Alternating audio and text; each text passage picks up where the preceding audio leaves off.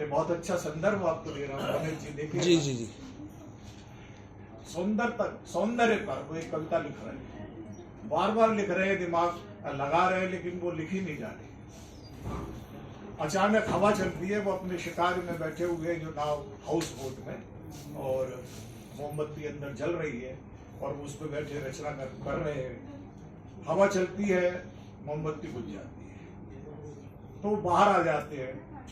बाहर आकर उन्होंने देखा कि चांदनी खिली हुई है, चांदनी पत्तों पर नृत्य कर रही है, आए हाय, चांदनी लहरों पर नृत्य कर रही है, आए हाय, चांदनी उसकी चेतनाओं में आकर झन झन झन जो है अपने घुंघरू बजा रही है। वो चांदनी मेरे भीतर रोम रोम में उतर रही है।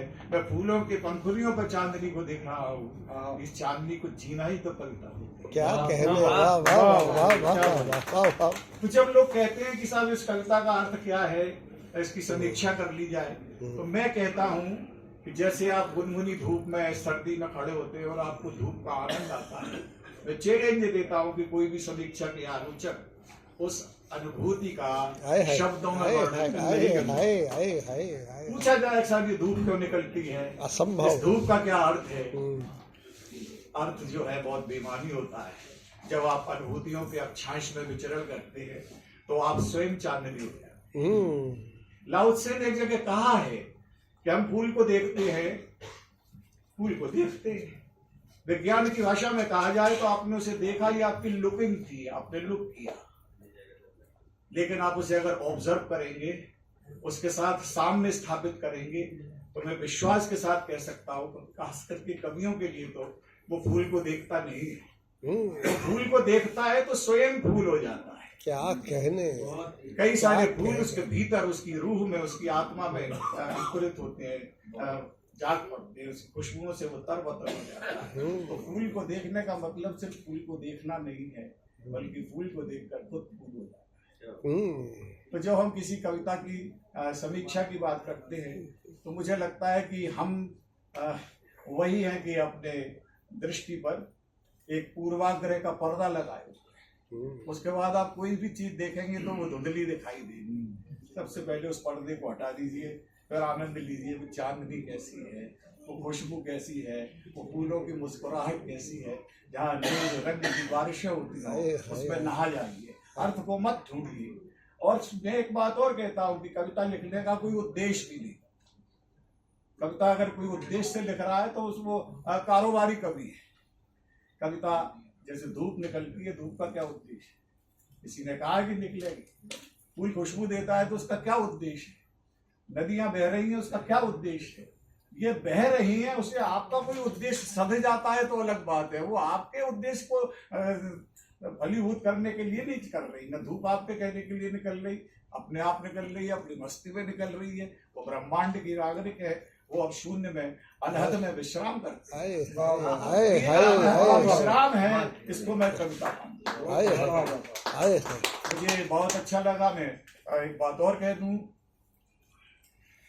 वो अनलिमिटेड चिप है ना मेरे लिए, तो मैं बोल सकता हूँ एकदम। हाँ हाँ बिल्कुल बिल्कुल। भारद्वाज जी से पहले मुझे बड़ा डर लग रहा था, तो नाम में थोड़ा कंफ्यूजन हुआ, तो हमारे वरिष्ठ साहित्यकार का नाम लिया मेरे नाम के लिए। तो चूंकि मैं कवि हूँ, मुझे उसमें अच्छा लगा, मैं उनका बड़ा सम्मान करता हूँ। लेकिन एक बार फिल्म फेयर अवार्ड में धर्मेंद्र जी थे, संचालक ने उनके लिए जितेंद्र जी कह दिया। उसके बाद संचालक महोदय को स्ट्रेचर पर जाना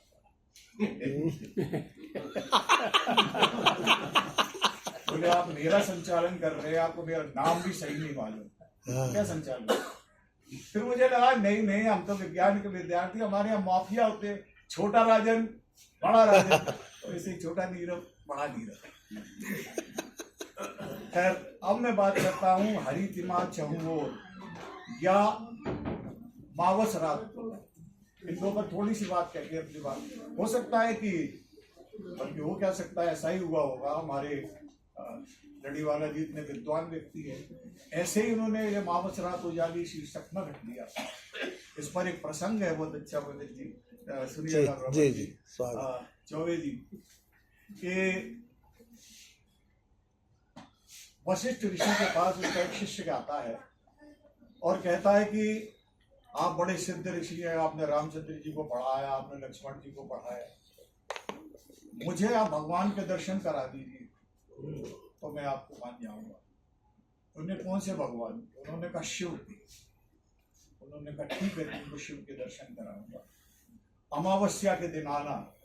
आज देखिए, आज भी अमावस्या, आज दर्शी अमावस्या है, आज दर्शी अमावस्या है, आज अमावस का ही दिन है। और ये शीर्षक उससे जुड़ता है क्योंकि सब चीजें ब्रह्मांड में पहले से, यद ब्रह्मांडे तत्पिंडे, पहले से निर्धारित रहती है।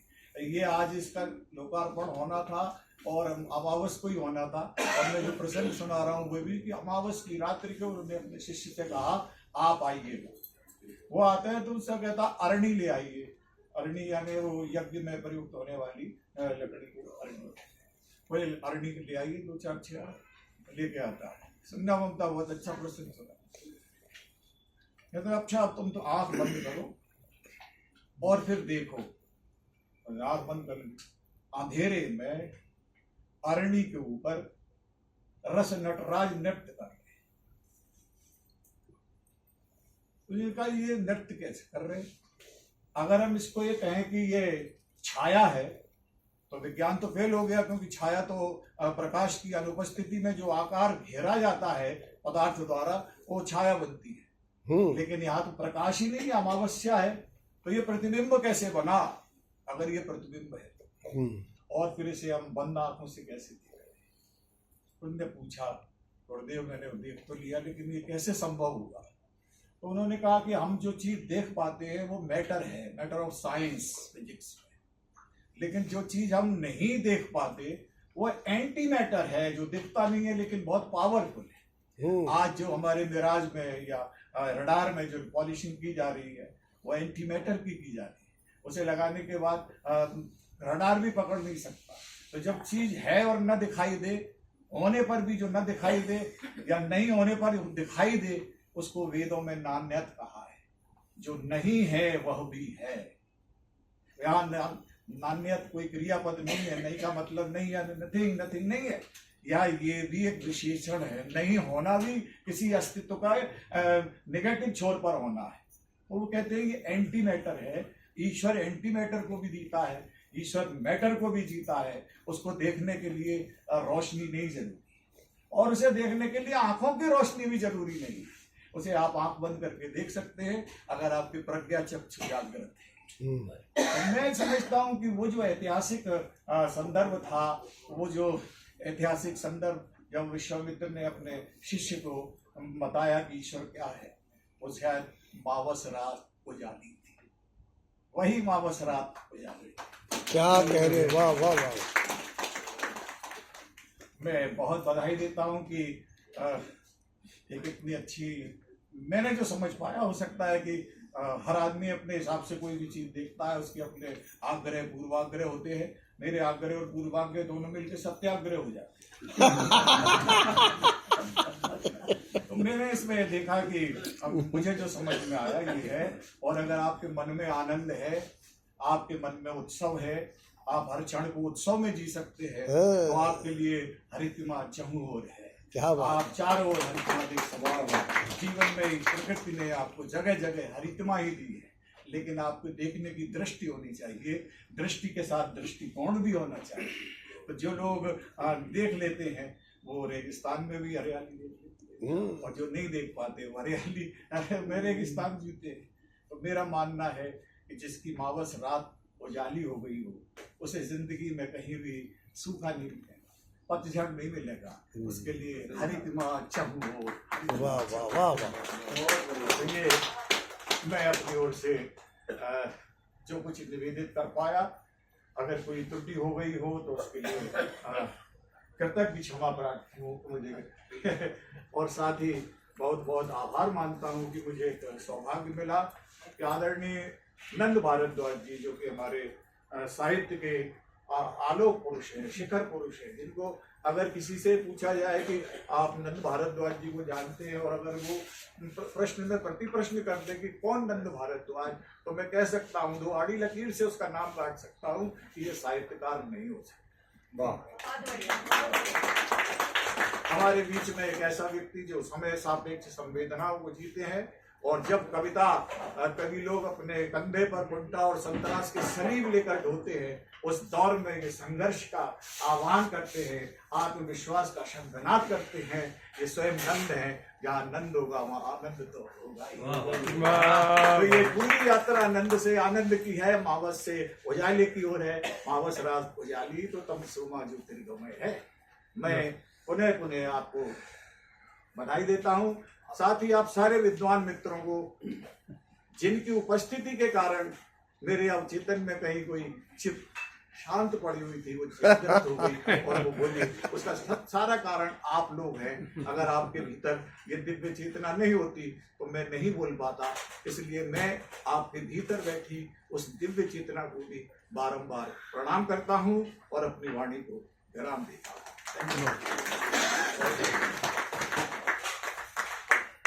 अद्भुत।